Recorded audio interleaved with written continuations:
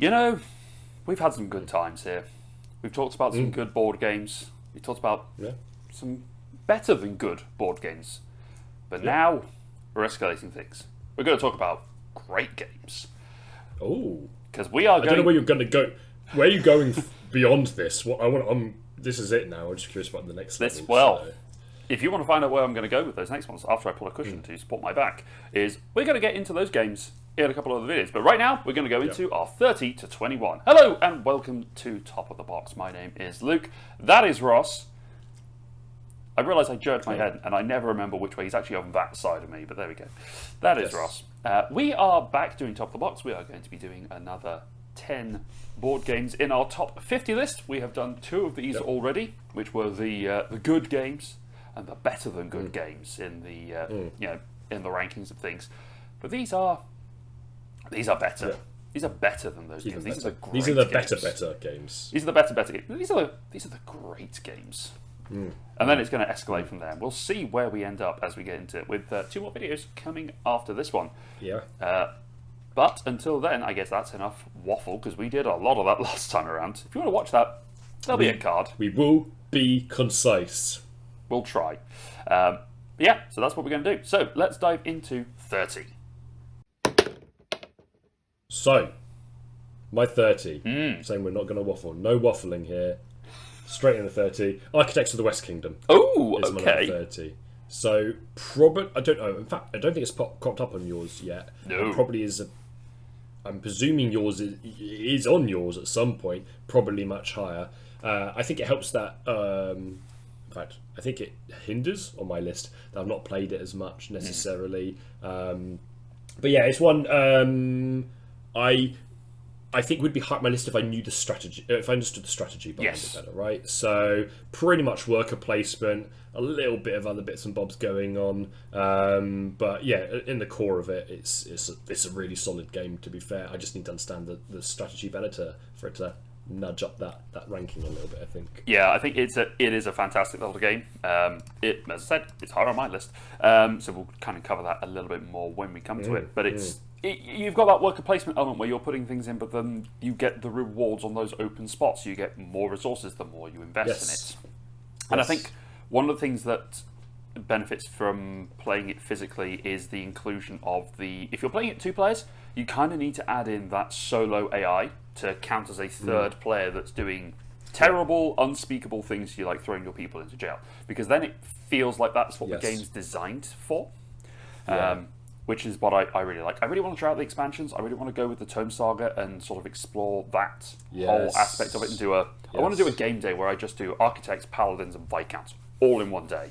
And just run through them all. I think that'd be fun to do. Yeah, Garfield Games, do some good stuff. Which is fitting, because unless you have anything else to say on Architects... Not necessarily, no. Keep it concise, Luke. We're keeping it concise. Going to keep it concise. Fitting with Garfield Games is my number 30, is Hadrian's Wall, also by Garfield Games. Which I've not played. But you keep telling me I should. I think you would like it, because you like Twilight Inscription, sort of that big, chunky roll and write. You like roll and writes. Can't see it. You like big, chunky games. Hadrian's Wall is a big, chunky roll and write with lots of different combo actions that you can do. Basically, on your turn, you're going to flip over a card. It's going to give you a number of workers and resources. You're then using those resources and workers to go around and cross off different boxes, which will give you other stuff, which will let you sort of combo the turns out and spread things. And you trying to build Hadrian's Wall, effectively, to protect against the incoming Picts. And if you don't do that, they're going to hurt you, and it's going to be problematic. But there's all sorts of ways of mitigating that. Like you can go in the diplomacy aspect. You can train diplomats who will negotiate with the Picts on your behalf. And I think it's a really great game. I think it's a really solid roll and write. I need to explore it a little bit more and to try and figure out the strategy. I think it probably could do with an expansion at some point. Right now, I'm okay. There's enough meat on there for me to explore and to play a few more times.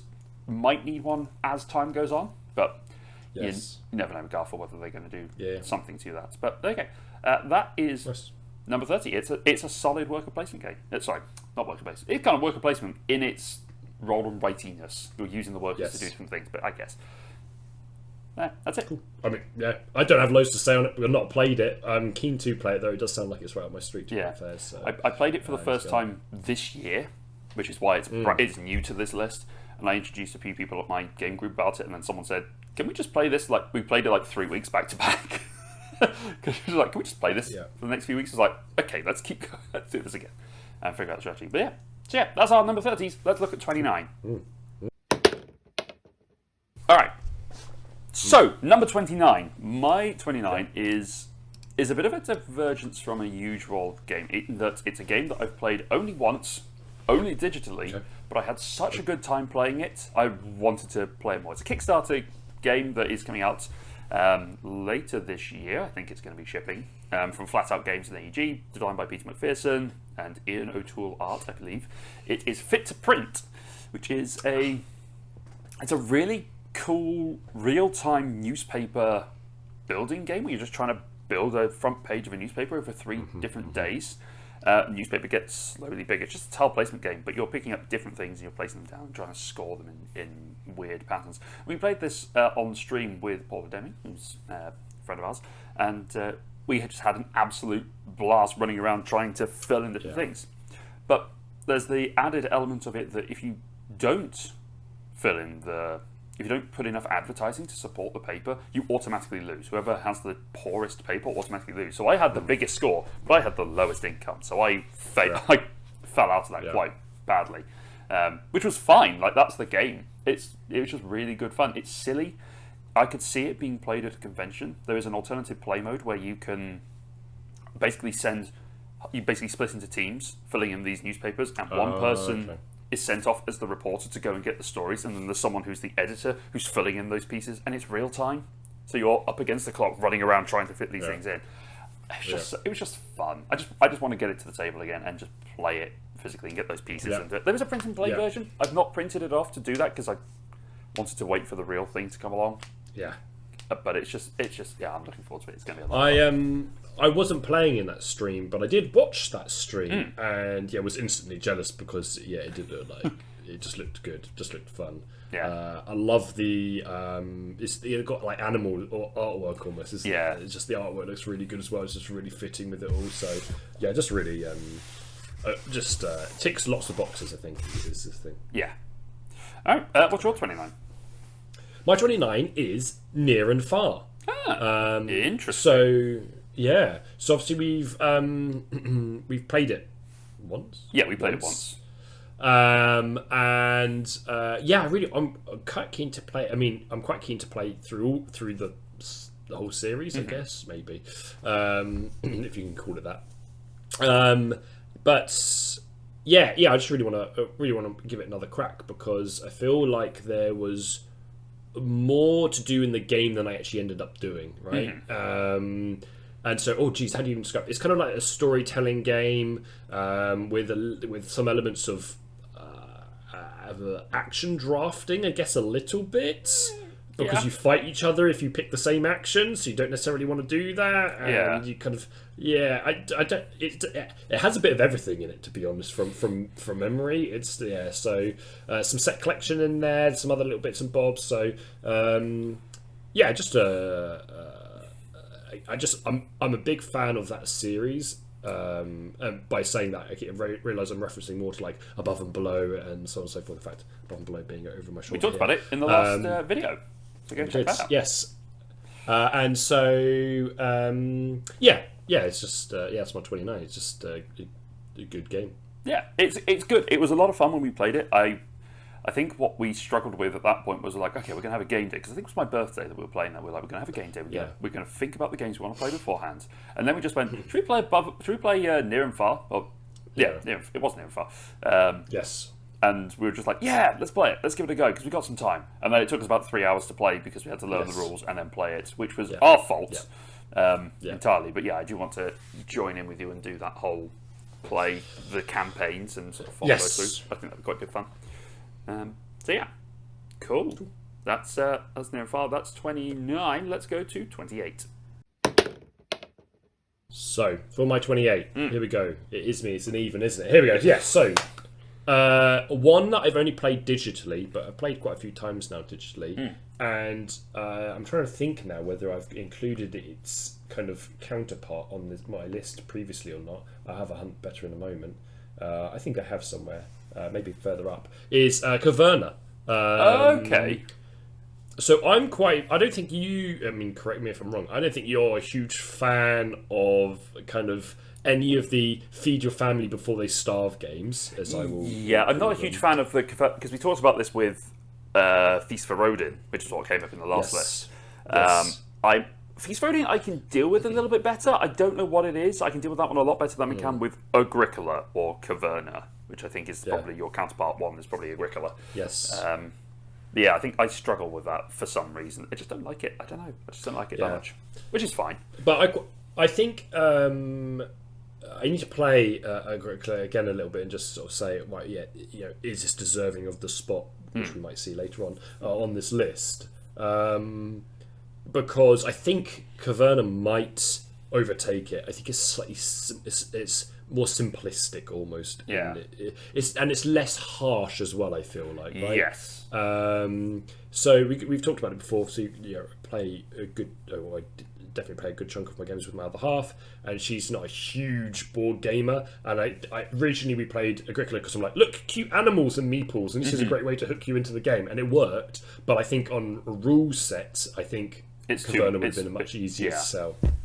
But that also has animals and dogs. Exactly that. Yes. Exactly that. For those who don't know, Caverna is a game where you are basically doing Yes. worker placements and you're trying to build out your cave, and you're just cave farmers, effectively trying to live in the Stone Age, as opposed to Agricola, where you're just doing a farm.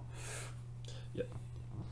As I realised, my last two games have both been last three games have been quasi or definitely worker placement games. So apparently, the middle of the road gaming for me is worker placement. Apparently, that's the thing. Whereas mine has absolutely nothing to do with that. But there we go. And that is mine at 28 is Libertalia: The Winds of Galecrest, which I really enjoy. Libertalia. I think it's the original Libertalia, the sort of the original pirate themes of those. Again, you don't know. You've got a hand management game where you are playing out different pirates into a ship and an island. You're going out getting plunder, getting resources, and the loot tokens, and doing all sorts of different things. And you've got different abilities that are available on the pirates. In the Stonemaier 10th anniversary reprint, 2nd edition, Winds of Galecrest, it's doing all that except the animals. The pirates are anthropomorphic animals. There's a much lighter artwork, which I think is something that is creeping in with 2nd editions. I think the artwork is being lifted quite a lot. Yeah.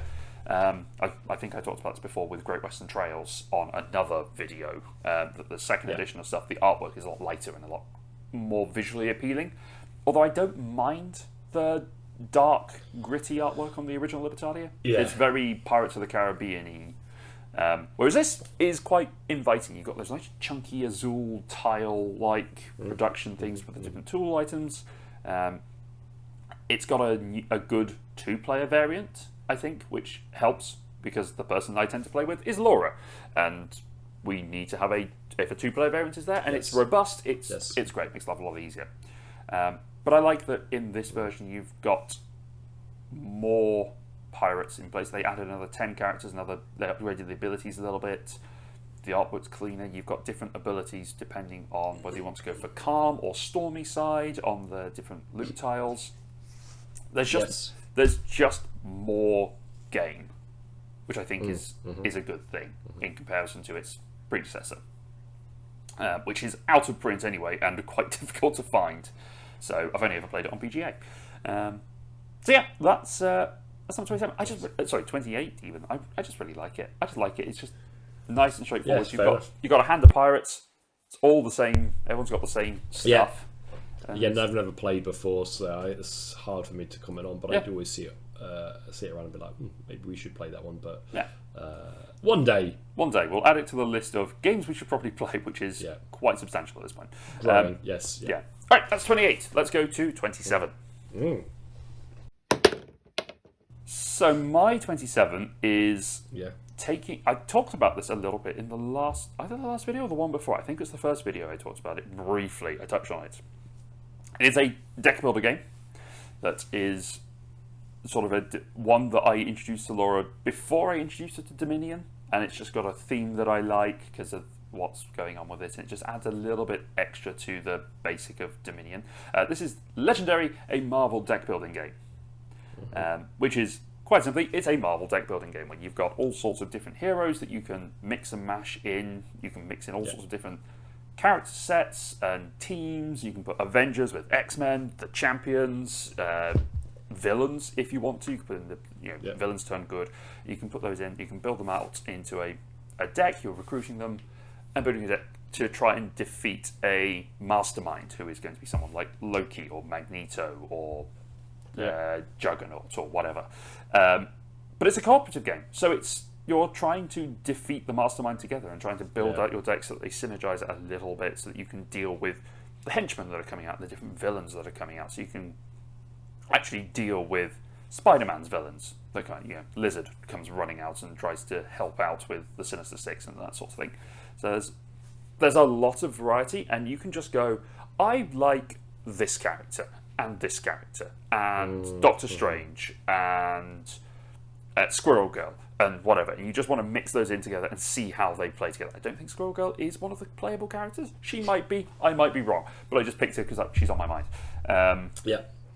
It's just good fun. It's just there's a lot of things you can do with. Kind of pull your own Avengers team together almost, or whatever. Really. Basically, and you could just go, I just want to play with X-Men, and just throw out as many X-Men as you want. You could just go, how would the X-Men do against Thanos? Because we didn't get to see that in the films, so why not? Let's see what happens. Yeah, fair, nice. Yeah, not what I'm a big fan of deck builders, absolutely, but not one that I've played. So add it to the list. Add it to the list, I guess. Yeah, because it probably should be one that I do play. In a almost polar opposite of kind of type of game, I guess, which should be my number 27 is Mysterium. Oh, okay. Which is kind of like a staple for me, to be honest. It is, it's solid.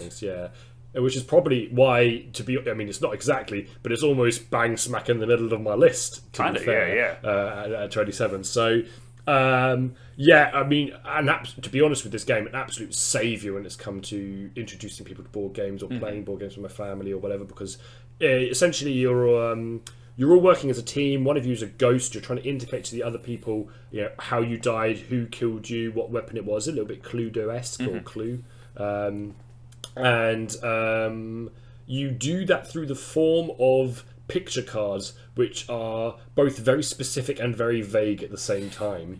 And you're really trying to interpret what someone might view on it. So you've played a game like Codenames before, wherever it is here, for example, or something like that, where you try to describe something and then you're trying to work with the person because they don't know. I'm just talking about Marvel, for example, so you make those references, you can't do that. So it's a little bit like that. And it's really good, and then eventually you narrow it down to one of each of the suspects, and then hopefully you will win. Or the ghost forever haunts this manor that you're all in, because it's not solved. But like I say, absolutely plays a huge number of people, which has always been really helpful. And was it up to 8 players? 7.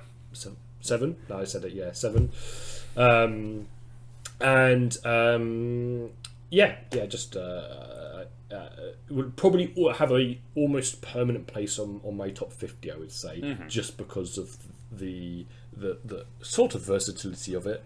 How easy it is, I think, is probably the big bit. Yeah, it's a game that you can just go, okay, I'm trying to introduce new people to the hobby. What do they know? Oh, Cluedo, because it is Cluedo, because British. You can just say, they'll know how to play this, but it's cooperative and it's interpretive, and you've got this nice DM screen effectively in front of you that you just I'm just going to slot these things in, and I'm just going to sit here quietly, which is that's a weird one to try and do. So like giving clues but without giving clues is a weird thing to sort of introduce people, but it's just good fun. It's solid. I like it. And in fact, that's probably I had to say something bad about it. I think that's the only thing with it is if you want a time where you're sitting around and I don't know, you're having a glass of wine or a hot chocolate, depending on who you are.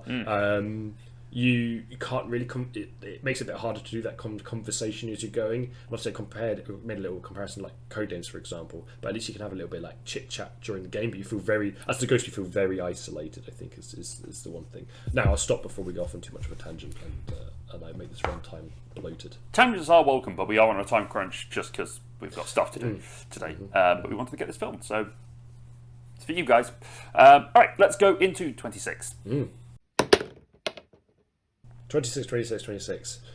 And I don't know how I feel about this because I put this on here, I think more or less straight after we played it.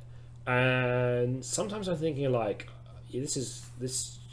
I don't think this deserves as high of a place as it's got, basically, now that I've come back round to it and I've had a bit more thought. But I'll say it anyway, a Dice Miner. So obviously we played this fairly recently. Yep. And it was kind of on my to purchase to play kind of list.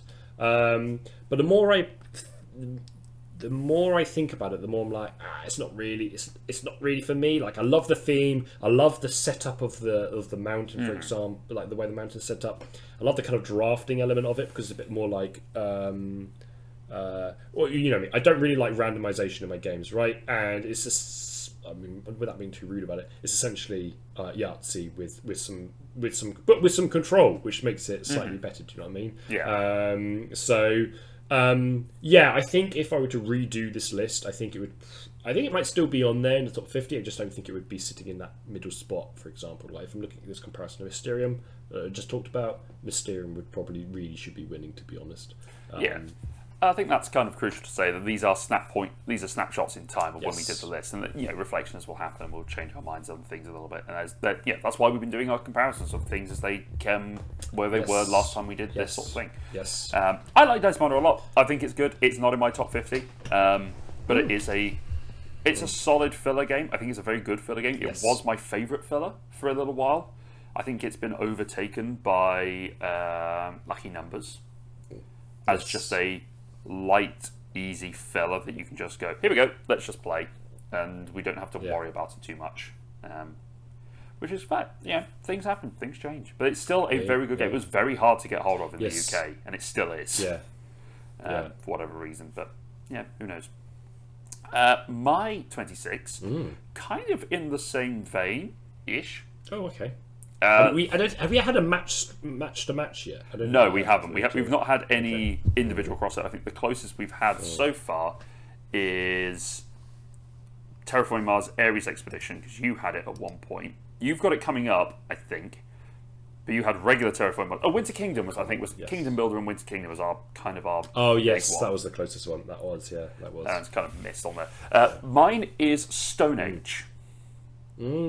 So again, the worker placement thing, a little bit of worker investment thing, like Architects of the West Kingdom. But it's a very solid base level intro game to worker placement. Well, you're basically you're cavemen, and you are putting out your workers to get different resources. You're getting wood and stone and clay and gold and stuff, and you're just trying to build out civilization. You're trying to build out different. You can buy different cards, you can do all sorts of different strategies within the game to try and score as many points as you can. And I like how it shows a progression over time. Like at the beginning of the game, you have to worry about feeding your people. So coming into this a little bit with Caverna. Yes. You have to feed your people, you have to make sure you feed those people, so you have to go off and get food. But as you develop your civilization, your farming, your agriculture goes up, so you don't have to worry about going out to hunt for food because the food is just passively there. So it's not as big a concern. And I like that the more workers you put into it, the more likely you are to be successful in getting the resources you have, because wood is fairly easy to get. And you divide the total of dice that you roll, 1 per worker, you divide it by 2, because wood is easy. Getting gold is a 6. This is divided by 6. So you've got some weird maths that you have to do throughout the game, but it's easy because you just go, can I divide that by 6? How many 6s can I get into it? Oh, I can only get 2, so I just get 2 gold. It's pretty straightforward. I do think I probably am getting close to the point of needing an expansion to just vary the gameplay a little bit. But like we talked about with some other games like Libertalia, it's out of print, really. And I know there are expansions. I don't know where they are. I mean, my copy that's sitting on the shelf over there is Italian. because that's just where I could get it from. It's an Amazon copy, and it's just from that. Thing is, only the rule book needs to be in English because there's absolutely language independent components on it, so it's not really too much of an issue. But yeah, it's good fun. I know you're not as hot on it because you played it on BGA. I was going to say, I've got two thoughts about this, and this is one of them is going to be I swear this is the last time I'm going to say this because I'm a bit bored of telling this story. Which is we played it on BGA. I didn't do any rules reading or anything, and this is a lesson learned because I always do now.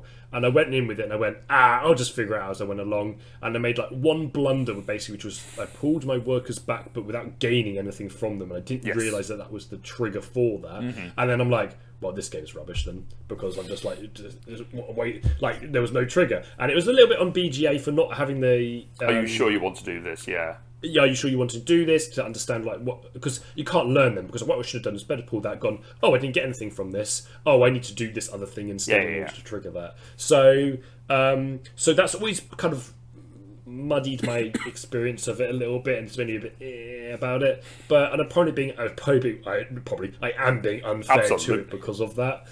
But the other thing as well I wanted to say about this game, and some people are going to be like, I think a little bit, is it's not a pretty game. I don't like the artwork behind it. That's fine.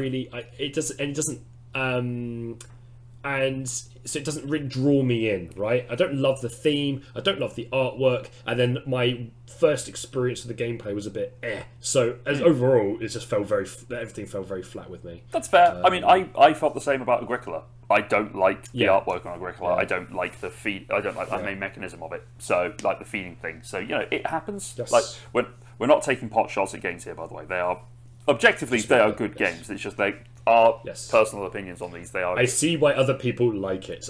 In fact, a really good example of this is this. I've got a board game club near me. People were playing it, and they're like, "Do you want to join it?" And I'm like, "Nah, it's for you. You guys do that. I'll find something else." Basically, so Yeah. That all right. That was that. Yeah. So that's our 26s. Let's go to 25. Okay. My 25 is going back into the world of roll and rights from worker placement. They will have They will appear in these games. Is Merchants of Magic: A Set a Watch Tale? So this is a roll and write you know absolutely nothing about because you've never played it. Literally nothing about this. So you've said some words and I don't know what you're talking about. So Merchants of Magic is in the Set a Watch universe, which I've never played any of the other Set a Watch games, so I've got no idea how that interacts on it. But what it is a roll and write game where you are a merchant in a magic store. And you are using the dice. You've got a D6, D8, D12, D10 that you are using. You're going to roll all those dice. And you're going to use 2 of them to try and fill in different requirements. You either need to get, for some different components of it, so you either need to get the resource like leather, you need leather and wood in order to make a shield.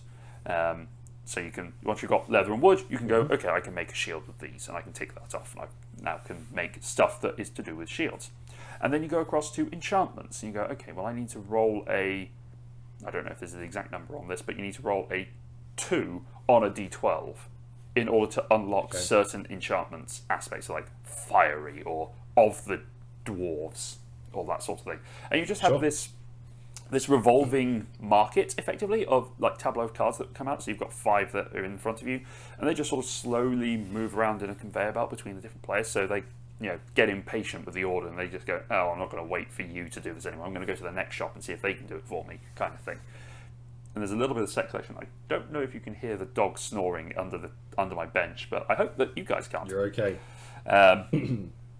So yeah, but it's got different things that you can just sort of run around and do. I feel like it's a very good game. It's a lot of fun to do. You've got some potions that you can use to manipulate your die rolls a little bit. You've got your own specific order that you're trying to complete a set of. So you've got different objectives you kind of have to roll with as you go. Maybe it needs an expansion at some point just to add some freshness and some new cards. Hey guys, Editor Luke here. So, literally a day after we filmed this and I started putting things together, I saw a tweet from Clarence Simpson, the designer of Merchants of Magic, and there's an expansion coming. It's coming to Kickstarter, and there's a reprint that they're doing as part of it. So, yeah, apparently I manifested something. Who knew? Anyway, back to the video. There, but the base game as it is still pretty good. It's still 25. I think I have a lot of fun with it because we like our D&D stuff. So it's nice to have Yep. that little It's madness. You kind of sold it to me a little bit there, really. I mean, a little bit helps. I like a roller, right? And I like some fantasy, magic, adventure, D&D esque theming there. So yeah, it sounds like something. We'll add it to the list. We'll add it to the list. It's another one. So yeah, so that sounds good. That sounds quite good, to be fair. Shall I roll in with my 25? Go for it. So my 25, I don't think you've played. No. You can correct me if I'm wrong. Is Cosmic Encounter.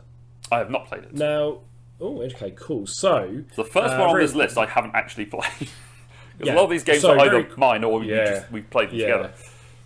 So, very quick description of Cosmic Encounter. You have, I'm trying to remember, 5 home planets in front of you. You play, you attack someone else. You try to conquer their planets with your ships. You play cards in order to do that. Very simple game. But you each have a alien race that you're playing as, and they essentially not even just break the rules. They literally just do the most insane things. And I'm going to try to think of some more of the simple ones. For example, like instead of playing. Normally the highest card would win. Sure. Your character, the lowest card wins, or you multiply the two numbers together and you come up with an answer. Or some of them are just you win after 10 rounds. Some literally just some of them are just kind of anything and everything that you could do basically. So what you're trying to do is you're basically just trying to conquer other people's systems basically to the point where you have I think you have 5 ships on other planets, something along those lines. Now, so I think some people, are not a huge fan of the game because it's so random, right? And because it just gets a bit ridiculous. But that's part of the fun of it, and it's one of the early games that I played, basically. Right. But yeah, it's one I'm itching to crack out again. I and I'm play. surprised to hear you say that you want to play a game that's so random, because you have talked a lot about randomness in games not being your bag. Randomness in setup, I think, is probably the clarity to be made there. Right. So it's random in the alien that you draw, and then basically you could draw. You're playing 5 players, everyone draws an alien, and you can almost guarantee a little bit that someone is going to either have a heavy advantage or probably win just based on the alien that they draw in comparison to everyone else, potentially. But you still have a hand of cards. You're still playing cards. You still have influence over the outcome of what's happening within the game. Okay. So it's random in the sense that kind of crazy things can happen, basically. Okay, It's sounds like chaos. Chaos is a better word for it. Actually, chaos Right. is the better word to describe it. Do like chaos. I do like chaos, so that would make sense for that. Okay. But yeah, so we again add to the list, but we should play it at some time. The only thing is, I think you have to have a minimum really of 3 players to even make it work. Fair enough. So We'll that's give it a the go. challenge behind it a bit. But yeah. All right, that's 25. Let's look at 24. 24. So, for my 24, I don't know if you have this on your list, and I don't know if you've already covered it off. I don't think you have. My 24 is, I'm going to get it, Steampunk Rally Fusion Atomic Edition. It is on my list. It's a little bit higher. It is. Oh, nice. Okay, I was really hopeful that we were gonna. This was the one of the ones which we might line up a little bit closer. So essentially, you're building a. It's like Wacky Racers, really. Basically, yeah. In the end, in the board game, so you're building a machine. You're playing a inventor or some very smart person from history, and you're building a machine. Usually, your starting components are something to do with the what that person's famous for, that scientist's famous for, whatever. And you're attaching components to it, and then you're racing. But like kind of say, it's a bit Wacky Racers. So there's things which might happen to your ship along the way, or your racing vehicle, I guess. It's got very Galaxy Trucker almost vibes to it, but with the fact that you're racing on a track instead of trying to complete randomized objectives, I guess a little bit. Really good. Love the theme, love the artwork, love the gameplay behind it. Doesn't get played enough, basically, is kind of my summary. Yeah, it's a very good engine building drafting game where you're just going to bring in those cards and you go put things down. I love the fact that they've gone so deep on the history of all the inventors that you can do it. Yes. And I think because you and I have the Atomic Edition, it's Yes. both of it's the original games and the Yeah. Steampunk Rally Fusion sort of merged into one. So you've got all sorts of things that come into it. And it's just a lot of fun. It's a great little game by Roxley. And the art by Mr. Cuddington is pretty fantastic. So I really enjoy that. it's just fun. It's one of Laura's favourites as well. It's just you just rolling the dice, and it's just a case of okay, chaos, and I love it. Which is it's just a good little race. It's good. It's fun. It's chaos. My number 24, almost at 28, because that's the line that it is on my Excel spreadsheet, is a game I've actually really only played correctly in solo. I need to play. This is more of a placeholder because of what I think of the other games in this series and my enjoyment of it solo. I need to play it physically with other people. I need to play it again. It's Viscounts of the West Kingdom. So this is a little deck builder rondel action placement game where you are taking your Viscount, you're going around. It's at the end of the... I'm trying to think of what century it is. I think it's towards the end of the 8th or the 9th century in France, where you are... Now the king is dying and you're trying to keep the kingdom going. You're the Viscount's trying to keep the kingdom going to a certain extent. And you're either going to lead it towards ruin or riches. And as you're going around, you're doing one of 4 different actions, which is dependent on where your Viscount lands on the board. It's either the inner ring or the outer ring, and you can do one of the 4 different actions that are there. But it's a deck builder in the sense that you are building a deck to try and enhance the actions a little bit, but the cards that you play go onto a tableau, and then all 3 cards are available for you for 3 rounds, effectively, as they come out. You can kind of rearrange them and do different stuff. And it's a really interesting little puzzle, but I do need to play it in person because I play it with other people, because we played it on stream a while back. We did. And we played and I did join for that one, I think. You did. I was just quickly Googling just to double check that it was the game that you were... Which one of the games it was you were talking about. Yes. You, me and Dom played that one. We played it wrong because there were some bits of the clashes that were supposed to happen which would have sped the game up a little bit. But, it was still good fun for a first play. I think I really liked this one. Yeah. And I think when I did my list... I don't know, about a month or 2 before I'd done the current list that we have, that we were running through. When I did the list, I mean, don't shoot me. I just keep forgetting which of the West Kingdom games is the West Kingdom games, and this one ended up quite high up my list. And then I went, oh, this isn't the one that I thought it was. Or I just thought they were all the same game as they were coming up as I was sort of doing that selection. And I went, actually, this one was quite fun, so maybe it does deserve a place here. But then when I did the renewed list, I don't think it's on here. I think it's because we played it that once, because we didn't play it necessarily. And you need to give it another run through, really. But it's playing. I think from memory, I had fun still. So if you can play a game wrong and have fun still, then I think that's that's good, right? Yes, it's still a blast. Like, it's still a lot of good fun to have. It's just we need to play it with more people. I guess I need to play it again with more people. That is our 24s. Let's go into 23. My 23. This is another semi-crossover with one of the ones that you've already discussed, because you talked about this in the first list that we did. Yes, you did. It was the first list that we did. You talked about it, Big Brother, the wider game that is played with up to 7 people. I'm talking about the version that's only played with 2 people. I'm talking about Seven Wonders Duel, which is I think it's a really good 2-player version of a drafting game. Because you're taking cards from a shape and you're building up the resources. You're still trying to build your wonders in the way that you would do in Seven Wonders, but you have your own collective pool of wonders that are drafted from 8, I think. Yes. And then the first person to build, if you build 4 of them, the other person's only going to build 3, because there can only be 7 wonders. But there's a lot of fun that can be had with those, going through those different ages, those different shapes. And I think the Parthenon expansion really makes it. Now that I've played it with that expansion, I think that really adds an element to it that's a lot of fun, because it's introducing that mythology that I really like. Yes. So you've got Greek and Norse and Roman gods that are just being thrown in, and you have to try. I don't think the Norse gods are in there. I think it's Greek, Roman, Egyptian, others that are there that you can. I don't remember them. No, okay, no, don't worry. I'm not going to try to pretend like I can't remember, to be honest. But you've got those different gods that you can just sort of recruit and draft into, so you can activate their powers in later ages, and you have to buy their favour, and it makes it a really interesting puzzle that can change the game up a little bit. Just add some variety into it, which is nice.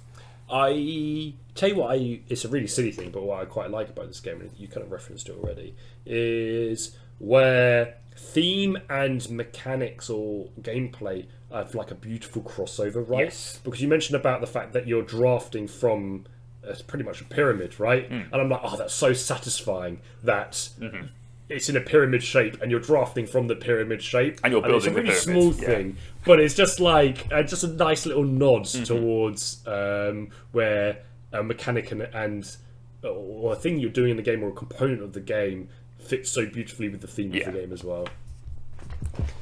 Great game, really good game. It is good fun. You're 23. Yeah, my 23, very, very similar. Very, very. No, just kidding. Not at all similar. And I think I'm just checking through my list. I think the only hidden role game I have on this list. Ooh. It is. I think it is actually. Probably because it kind of beats out is Secret Hitler. As I realise it's over my shoulder here. Very careful with your gesturing there. I appreciate that. Yes. Yeah. So I mean, how do I feel about hidden role? I love hidden role or deception games, right? Absolutely, like in my wheelhouse. The problem I have, and I love my wife very much, is she absolutely hates them because she hates the pressure of doing that. And the other problem I have is my family don't pay enough attention to rules explanations to play the game when you explain it. So I haven't had this with Secret Hitler, to be fair, but when you look at something like, I don't know, Avalon, for example, and you're trying to explain it, you always end up with someone who like opens their eyes when they shouldn't learn the instructions at the beginning, and then they know some information, and then they kind of play the game without just outing themselves early on when you could reset it anyway. So I really like Secret Hitler. I really like the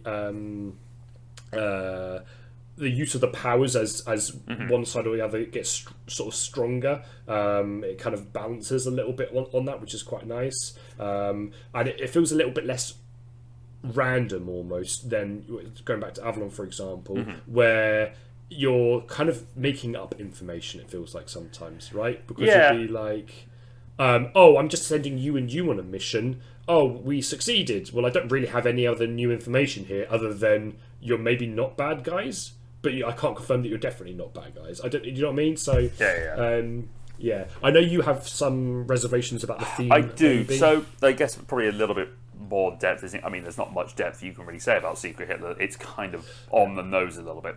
But you're basically trying to avoid making Hitler the Chancellor of Germany. Yes. I'm guessing it's the 1930s-ish. And you have people that are the socialists and the fascists. I think those are the two factions.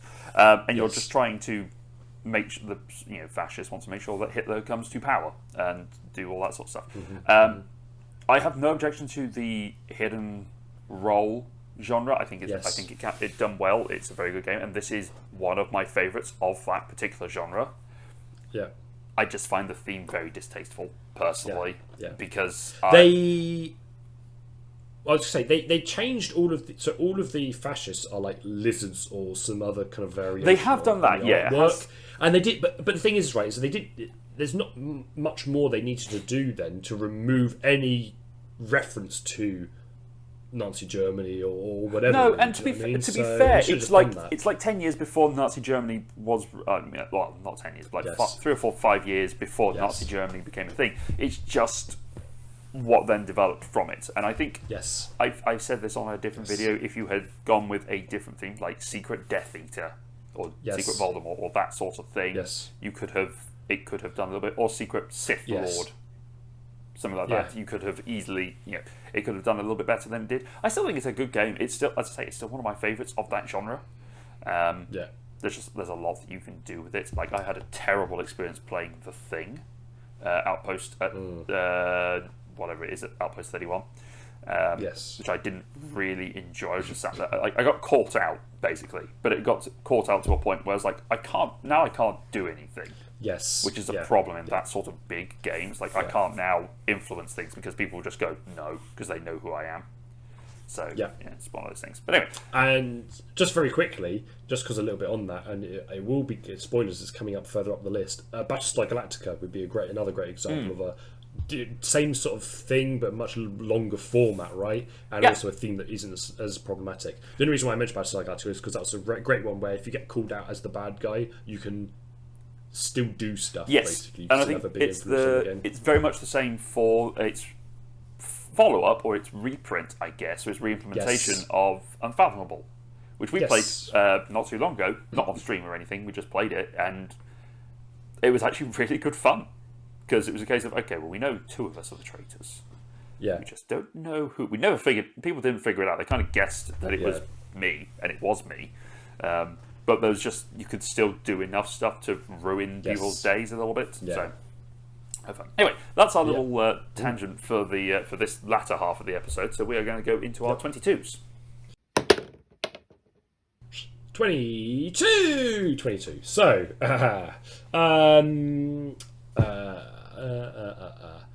I am starting to like. I was just trying to think about how I wanted to open this. I am starting to like this game again, and it makes it sound like I didn't like this game, and that's not true. It's just like I'm like, oh, I can sort of like suss out the. I want to work out the puzzle a little bit more on it, and it's Viticulture. Oh, okay. Okay. And so I went from like, I really like this game, and then I kind of cooled off on it a little bit, and now we played it like literally really recently. What was it, yesterday? Day before? We finished it yesterday or the day before, yeah.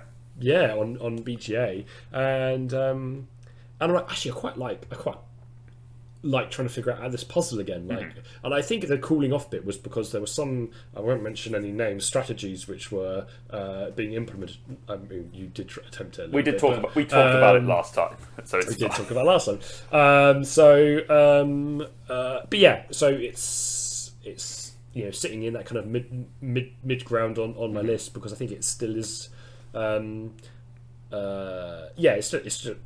It's good again. Like talk about it, good thematics and good mechanics behind it. Basically, it's all good, really. Yeah, it is a very good theme. Like the wine making, we talked about it in the last video, so go watch that if you want to hear more thoughts about it, including mine.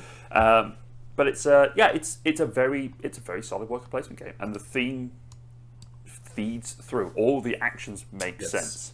I feel like I do need to play the Tuscany version again, and I need to play Viticulture World again because both of those things they change the gameplay enough to sort of give more freshness to it, and I just haven't had the chance to really delve into those too much. Yeah. I feel like Tuscany is probably going to be better with 3 players, maybe. I don't know. Who knows? It's been a little while. But yeah, it's just good fun. My number 30. 30? No. Oh, God. Viticulture was my 31. That's why I was looking. at that area. It's like, oh, Viticulture. And it's just on the top of my thing. My number 22 is 5 Tribes. Okay. Yeah. It's the Moncala game where you are basically picking up meeples from a thing and then you are dropping them onto different tiles to then collect all of them wherever you end up. You're then going to be picking up multiple meeples of the same colour to do that action. Yes. I just think that's a really cool system. It's Yes. a really interesting theme. You've got some variety that you can sort of throw in there. You've got you've got genies that you can add in, and it's just a fun game. I kind of forgot about it, to be honest with you. Yeah. But but actually, it is a good game. It makes me want to play it now. Yeah. Because there's the randomness in setup, which I know you're not a fan of, but you can still it's then all the information's open. Oh, wait, hold on. Randomness in setup, yes, absolutely fine. Randomness in result of my actions, I guess. I less. Okay, fair enough. But the setup is like so varied because you've got all the different tiles that can go out. There's 2 expansions I think that need to throw in. I need to probably get one of those just to sort of mix up and make things a little interesting. But it's all open information. You can see what everyone can do. Like you know what genies are available for sale. You know what's in the market. You know what's going on. And at least in my printing, they got rid of the slaves aspect that was in the first printing, which again culturally for the time was the thing. It's a little bit of an issue now. They've changed those a little bit to fakirs, I think, which are just general helpers. They do stuff, which is good. But it's one I saw on Tabletop. Yes. a long time ago, and I just went, "Oh, that looks cool." And then I managed to find it somewhere, and I've played it, and I've really enjoyed it. It's a really solid game. I really like it. Five Tries is great. So yeah, I want to play it now. Now I've talked about it, I'm just like, oh god, I want to play it again. It's good fun. Yeah. Told you these are the great games. So this is where we're we're getting into things. But this is the pinnacle of the great games. This is number 21. Okay, pinnacle of the great games. I think this is fitting, actually. Whoa. Hold your horses. I take the odd numbers. Sorry. I lead the odd numbers here, Rostifer Johnson I'm Hewitt just really III. excited to talk about this. I know you are. But wait, let me talk about my game that I'm excited to talk about. Yeah. So is it the same one? I don't think it is, because you've not played this one, I don't think. Oh, okay. This game is... I think it's the game... For me, it's Game of the Year for 2022. I think it is... Okay. It came out 2022. I've not played it? No, you haven't. I don't think you have. Interesting. Okay. It's a polyomino tile placement game where you're putting down different tiles and you're just bumping up tracks. But it has in the middle of it a Lazy Susan. It is Planet Unknown. I've not played it. No. You've not played it, but it's a really interesting polyomino tile placement game where you've got 5 different tracks that you bump up depending on the tiles that you place down, and each time you place a tile down, it then bumps up those tracks, and you can do different things. You can get synergy boosts and move things around. You've got little rovers that you can run around. And we first played this on Sovereignty, our partner platformer. You can go check them out. Nice, yeah. And they have it in their library, and it's first introduced to them at Marvel Games. It's absolutely fantastic. And I think at the moment, at time of recording, it was nominated for the Kennerspiel des Jahres, so the connoisseur's game of the year.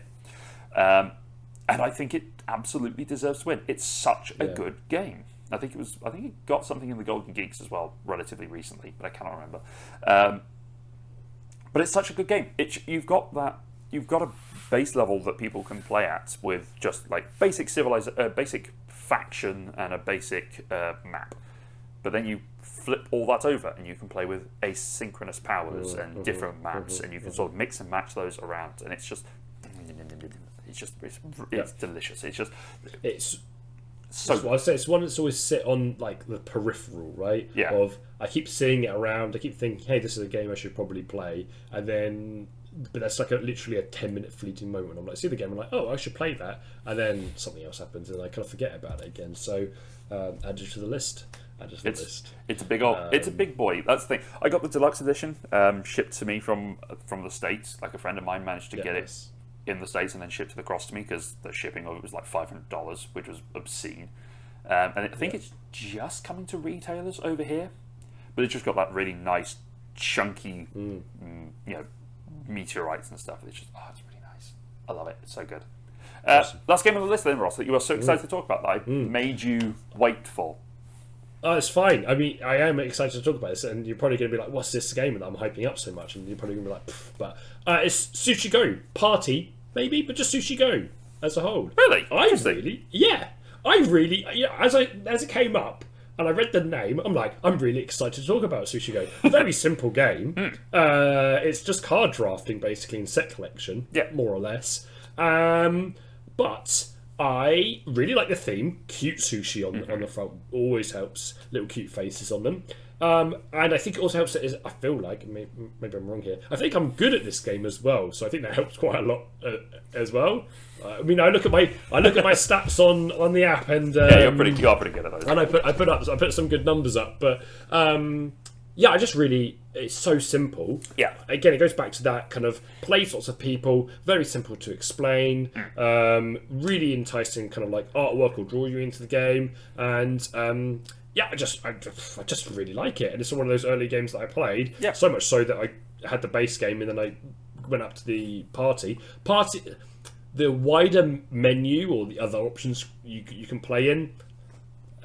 It adds more to the game, but did it need more? I don't know if it really did, to be honest with you. I don't know. I think there's something to be said for having a variety of menu options to play with. Just sort of stop it getting stale. But I think if you're it depends on who you're playing with. If you're just playing with introductory people, then you kind of don't need to have that development line. But it's nice to have in the Sushi Go party box because you at least get the base game with it. You can just go, we're going to play with the basic menu. I do quite like Sushi Roll, though. I've not played it that Which yet. is the- it's on my another on my radar, but yeah. which is it's just basic Sushi Go, but you are, you know, it doesn't have any of the like cool extra dice or anything like that. You get the different menu options, but it's just, excuse me, it's just nice. It's just nice, and you got that nice tactile feel of playing with the Yes. dice and drafting those, and they go on conveyor belts that you then just pass around, which is quite good fun. I think I talked about Sushi Go in my games I prefer to play digitally, because we play this a few times on Sovereignty. We played quite recently playing it as Sushi Golf, which is just trying to get the lowest score possible on it, which is quite good fun. Gotcha. Okay, that's funny. Yeah. And it's so good, but there's a little element of faff to drafting games. There always is, I think, or I find at least a little bit. The digital, you mean? No, in person. Yeah. More so in person. More so in person. There's a little bit of extra faff because the cards, Okay. if you know, typically you and I will probably play quite quickly and just go. We can look at a hand and go, "I want to play with this one," and then we'll pass it on a little bit, and then we'll sort of go from there. Whereas people that are slower to make the decisions, you'll put the pile of cards next to them, and then somehow you'll end up with. Yes, there's always a risk that someone picks up a card when they shouldn't do, and all this sort of stuff. Yeah, And you've got a little bit of balance on that one, which I think dealing with it digitally does sort of smooth out a little bit. Yeah, okay. But it's still a good game. It's still a great game in Sushi Go Party. I still think it's a lot of fun. You're right. It's a good one. So that is our 30 to 21. Those are the great games of our list at the moment, and one which is maybe wavering on Ross's list a little bit. Yes. I think it's pretty good. So what are the games that fall into the 30 to 21 on your list? We'd love to hear you down in the comments. Let us know what you're thinking. If you like this video, like, subscribe, do all the various YouTube-y things. We still General YouTube-y social media things that you need to do. do the YouTube Follow stuff. follow us on all the other socials as well. Yeah, Twitter, Instagram, twitch.tv/eQuidSurvive. Yes. Name change imminent at some point. I keep saying this, but we haven't actually got around to doing it yet. Keep saying this. Yep. We'll get there. But yeah, until then, thank you very much everyone for watching. Take care of yourselves, and we'll see you next time. Bye-bye. Bye-bye.